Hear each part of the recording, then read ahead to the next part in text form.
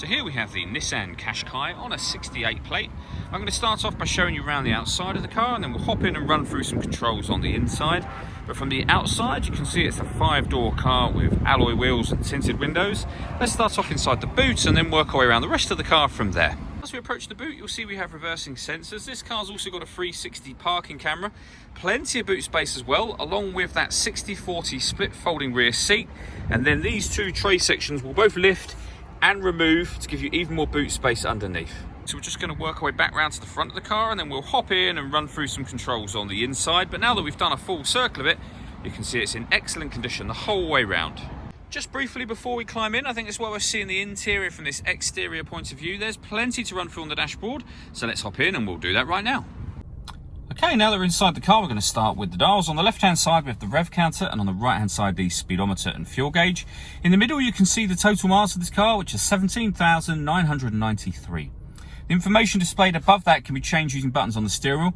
So we have a digital readout for the speedometer at the moment, but you have various different bits of trip computer information, a satellite navigation menu, audio menu, driving aids, tyre pressures, and then eventually, after settings, back round to the beginning again.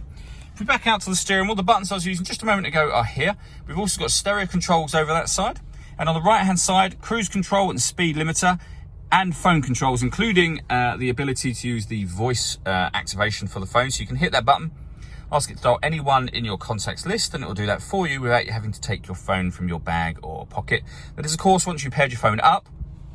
And that is done over on the central touchscreen just here. Hit the phone icon, connect, pair a new device, and then just follow the instructions on screen, which we're not going to do at this point in time.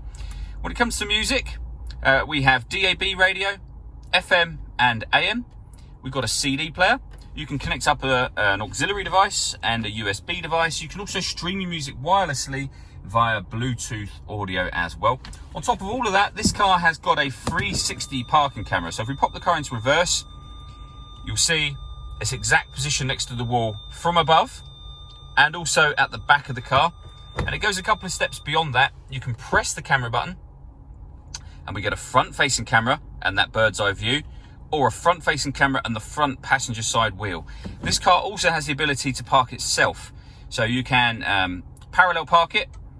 You can also park it in a bay by hitting that one. The car will do all of the steering for you.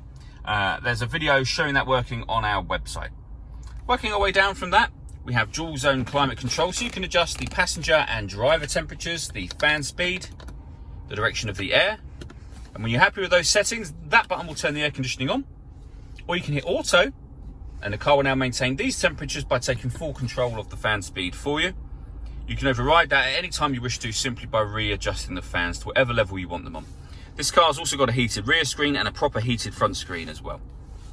Under here we have a 12-volt charging socket, as well as the electronic handbrake, a 6-speed manual gearbox. We have driver and passenger heated seats, and then inside the central armrest, a second 12-volt charging socket, as well as the auxiliary and USB inputs that I mentioned previously. The last thing I want to talk about is the panoramic glass roof on this car. So at the moment you can see the sunblind is closed. There's a button just here. Give that a push, and that sunblind will open all the way to the back of the rear seats, and you can see that lets in a huge amount of extra light.